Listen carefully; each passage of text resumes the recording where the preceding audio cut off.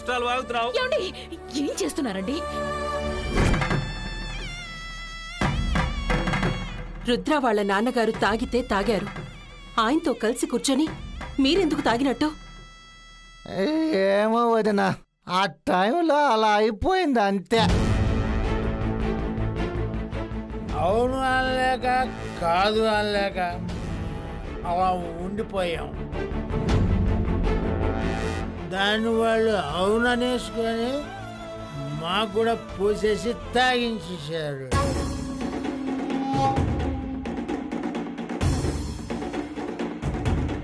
వద్దు అని చెప్పే వివేకం లేకుండా పోయిందా?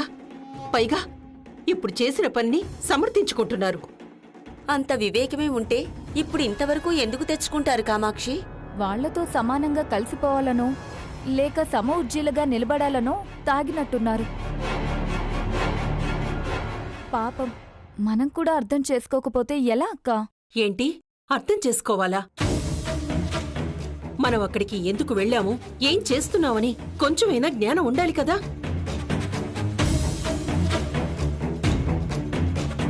విచ్చలవిడిగా తాగేసి కలుపుకోవాల్సిన సంబంధాన్ని కకావికలం చేసొచ్చేశారు. సంబంధాలు కలవాల్సిన కుటుంబాల మధ్య శత్రుత్వం పెంచారు. వీళ్ళని అర్థం చేసుకోమంటున్నావా? తాగి గొడవ చేసింది, తందనాలాడింది ఆ రుద్ర వాళ్ళ నాన్నగారు. మధ్యలో వీళ్ళేం చేశారు పాపం? తాగేసి అతను వాగాడు సరే, వీళ్ళు మాత్రం తానా తందానా అంటూ ఆయన మీదికి దూసుకు వెళ్లాలా? ఆయన ఒక మాట అంటే వీళ్ళు 4 మాటలు అన్నాలా?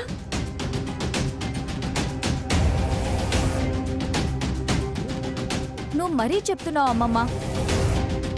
ఆయనేమైనా మాటలతో ఆగాడా? చేతల వరకు వెళ్ళాడు. మా ఆయన్ని చెంపదెబ్బ కొట్టాడు. అది మీకు కనిపించడం లేదా? అయ్యిందేదో అయిపోయింది. తప్పు మనవైపు కూడా ఉంది. ఆ తప్పుని సరిదిద్దుకోవాలి. ఈశ్వరి పెళ్లి జరగడానికి ఒక మార్గం వెయ్యాలి. ఎలా అయినా ఈశ్వరి రుద్రల పెళ్లి జరగాలి.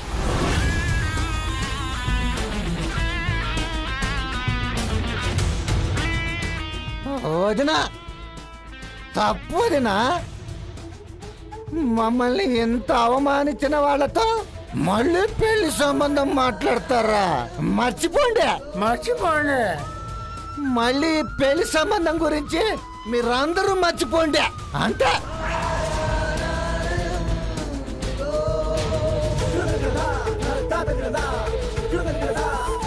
అది కాదు సుబ్బు. అవతల ఈశ్వరి జీవితం, తను కూడా ఇష్టపడిన సంబంధం.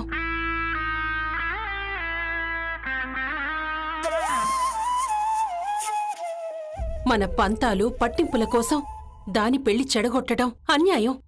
ఏంటక్క అన్యాయం? ఒక్క నిమిషం ఆగుతారా?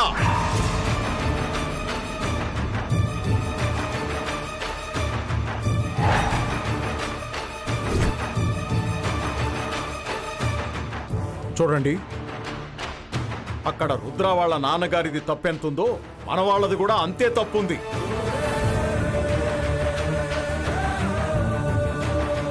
అలా అని ఇప్పుడు అవమానించిన వాళ్ళ దగ్గరకే వెళ్ళి మా అమ్మాయిని చేసుకోండి మహాప్రభు అని మనం ప్రాధేయపడాల్సిన పరిస్థితి లేదు. మమ్మల్ని క్షమించండి అని వాళ్ళని వేడుకునే గత్యంతరం కూడా లేదు.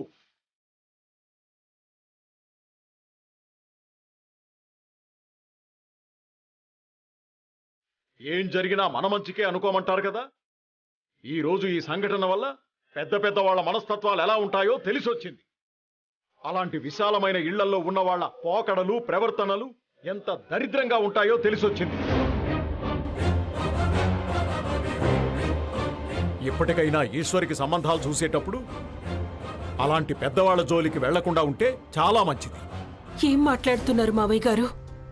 రుద్ర వాళ్ళ నాన్నగారు చేసిన పనికి ఈశ్వరి జీవితాన్ని బలిపెట్టేస్తామా? చూడండి, ఈశ్వరి రుద్ర ఒకరినొకరు ఇష్టపడ్డారు. వాళ్ళిద్దరికీ పెళ్లి చేస్తే వాళ్ళు సంతోషంగా బతుకుతారు. దయచేసి ఆ కోణంలో ఆలోచించండి. ఏంటది నా ఇదే? మన కుటుంబానికి ఇంత అవమానం జరిగాక కూడా, ఇంత అన్యాయం జరిగాక కూడా నువ్వు ఇంకా ఆ కుటుంబం గురించి మాట్లాడుతున్నావు. ఇంకా వాళ్ళతో సంబంధం కలుపుకోవటం గురించే మాట్లాడుతున్నావు.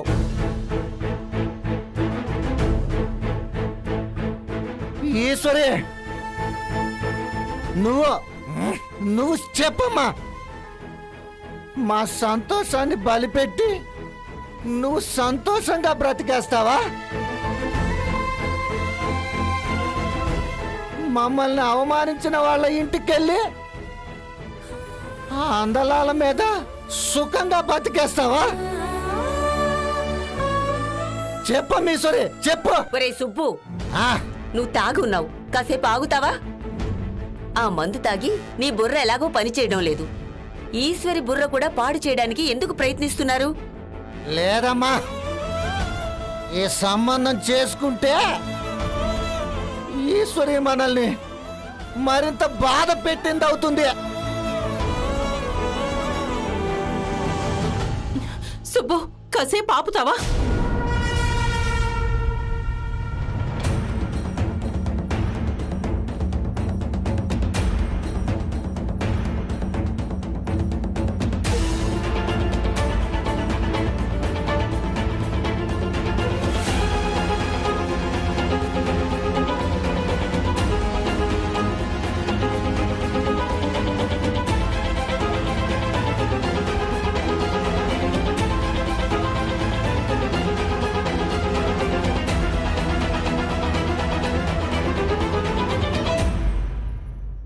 యశోద గారు, రుద్రబాబు, మళ్ళీ ఎందుకు వచ్చారు మా ఇంటికి?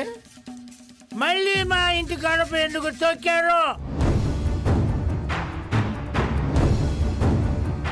చేసిన మనల్ని సరిపోలేదా? చేసిన పరువు సరిపోలేదా? మళ్ళీ ఇంకా ఏం చేద్దామని వచ్చారండి?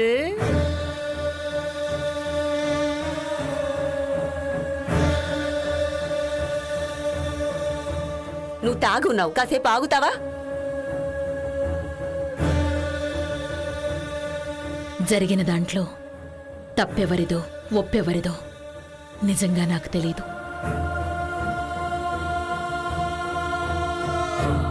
ఇప్పుడు తప్పొప్పులు లెక్కేయడానికి కూడా నేను రాలేదు. నేను ఆలోచించేది మన పిల్లల భవిష్యత్తు గురించి మాత్రమే, జరిగిపోయిన ఆ గొడవ గురించి కాదు. దయచేసి జరిగింది మర్చిపోమ్మని వేడుకోవడానికి వచ్చాను.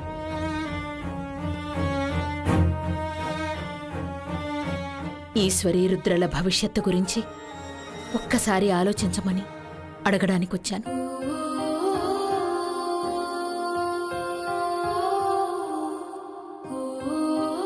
వీపుల మీద వాతలు పెట్టి వాతల మీద కారం పూసి మండుతున్నా గాని మూసుకోండమ్మా అన్నట్టుంది మీ వరస.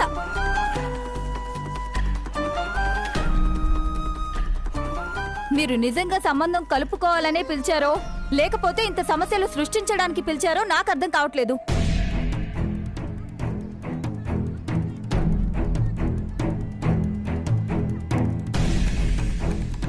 అలా అంటావేంటి సుందరి? రుద్ర, ఈశ్వరి ఒకరినొకరు ఇష్టపడ్డారనే కదా ఈ పెళ్లి చెయ్యాలని అనుకున్నాను.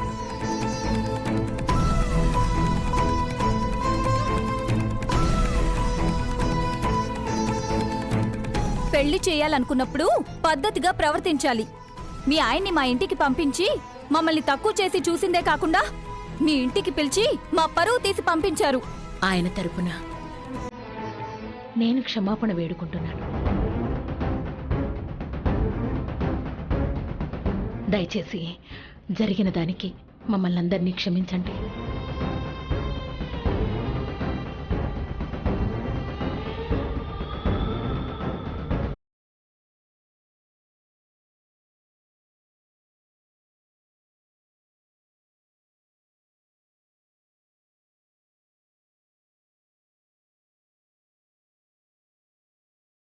మీరు ఎన్నైనా చెప్పండి యశోదాదేవి గారు,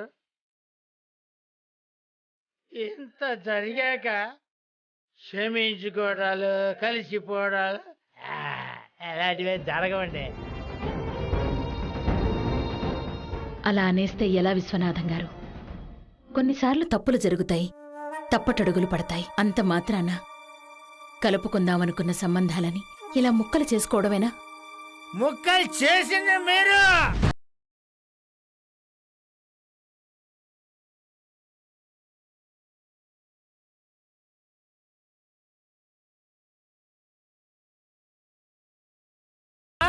అసభ్యంగా ప్రవర్తించిన మీరు ఇప్పుడు వచ్చి జరిగింది ఏదో జరిగిపోయింది అన్ని మర్చిపోమంటే అనుభవించిన మేము మర్చిపోము.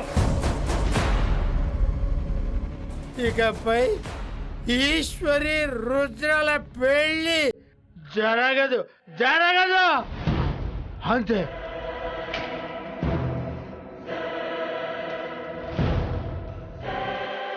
దయచేసి అలా మాట్లాడకండి. ఒక్కసారి ఆలోచించండి. అమ్మా యశోద గారు మీకు దండం తల్లి. ఈ సంబంధం మీకు మాకు సెట్ కారా. మీరు ఇక్కడి నుంచి ఎంత త్వరగా వెళ్ళిపోతే మాకంత మంచిది. వెళ్ళండి అమ్మా వెళ్ళండి.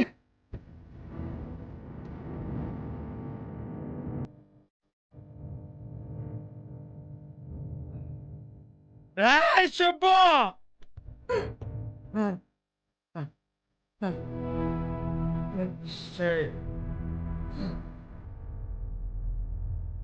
యశోదాదేవి గారికి మన ఈశ్వరి నోటితోనే సమాధానం చెప్పేద్దాం. చెప్పమ్మా ఈశ్వరి, మాకు జరిగిన అవమానాలు పక్కన పెట్టేసి అసలు వీళ్ళ కుటుంబంలోకి కోడగా వెళ్ళి సంతోషంగా బతకగలవా చెప్పు. తండ్రిని గౌరవించలేని కొడుకు సంతోషం తెలుసుకోలేని తండ్రి, వీళ్ళిద్దరిని సముదాయించలేక సతమతమైపోతున్న తల్లి, మహాతల్లి. బావగారు, పెళ్ళయ్యాక నీ జీవితంలోకి కేవలం రుద్రం మాత్రమే రాడమ్మా, కుటుంబం మొత్తం వస్తుంది.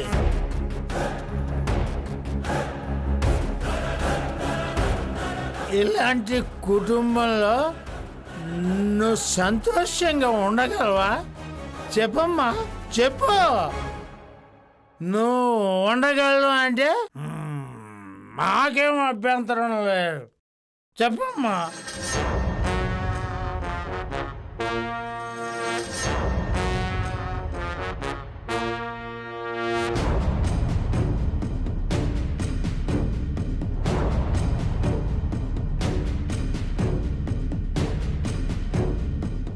వద్దు పెదనాన్న, మనకి సంబంధం వద్దు.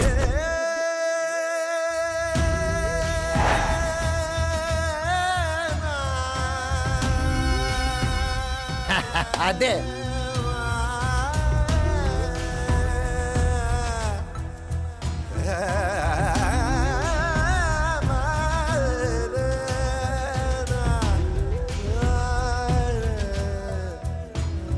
ఈశ్వరి, నీకేం తెలీదు, నువ్వు ఊరుకో.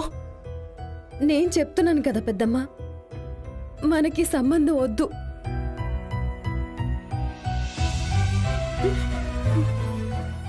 నాకు రుద్ర వద్దు.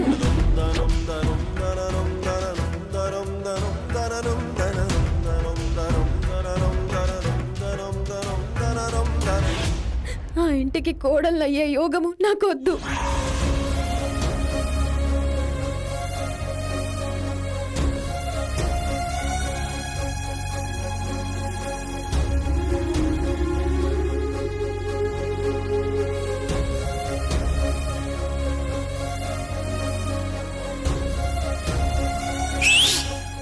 శభాష్ ఈశ్వర్య. అమ్మా, మా పరువు నిలబెట్టే మాట చెప్పావు. సుబ్బు, నువ్వు కాసేపు నోరు మూసుకుంటావా? ఊరుకోమ్మా. నానమ్మ, దయచేసి ఎవరు మాట్లాడకండి, నన్ను మాట్లాడనివ్వండి.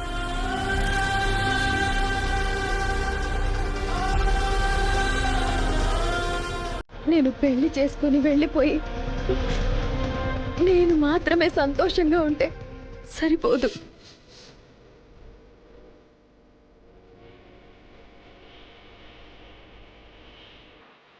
నా కుటుంబం అయిన మీరంతా సంతోషంగా ఉండాలి. నేను కోడలిగా అడుగుపెట్టే కుటుంబం నన్ను ప్రేమగా చూసుకుంటే సరిపోదు. నా కుటుంబాన్ని కూడా గౌరవంగా చూసుకోవాలి.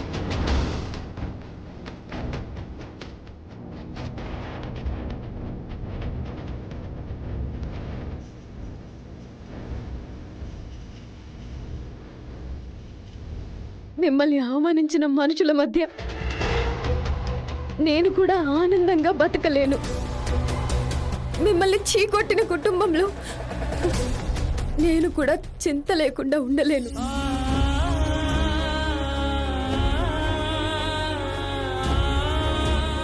ఈశ్వరి, తొందరపడి నిర్ణయం తీసుకోకమ్మా. సమయం తీసుకో. మీ కుటుంబం అంతా కూర్చుని బాగా ఆలోచించుకొని నిర్ణయం తీసుకోండి. నేను తీసుకోబోయే నిర్ణయం ఎవరికి ఆనందం కలిగిస్తుందో ఎవరికి బాధ కలిగిస్తుందో నాకు తెలీదు. కానీ నా కుటుంబాన్ని బాధ పెట్టిన మనుషుల మధ్యకి నేను వెళ్ళలేను.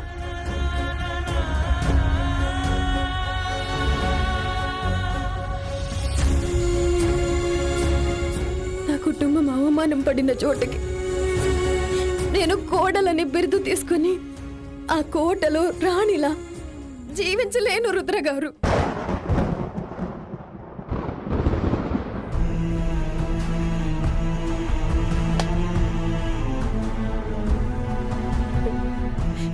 ఇక ఈ పెళ్లి జరగదు జరగదు జరగదు.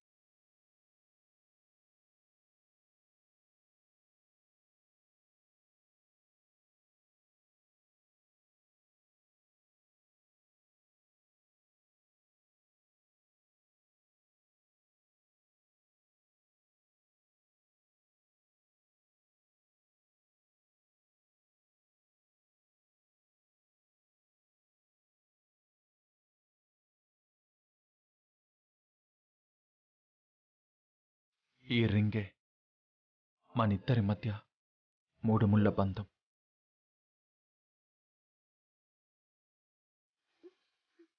నన్ను మర్చిపోండి.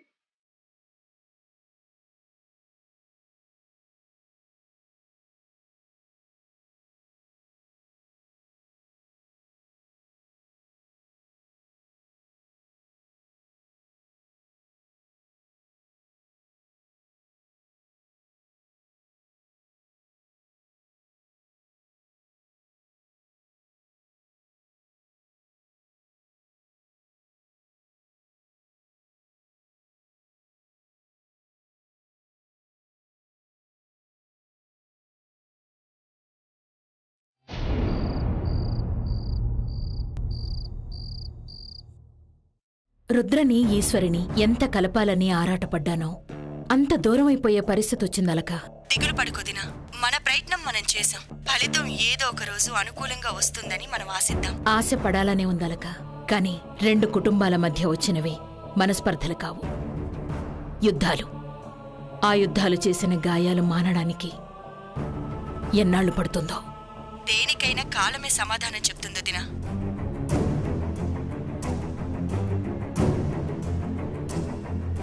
సరే, నేను తర్వాత మాట్లాడతాను అలక. అలాగే వదిన.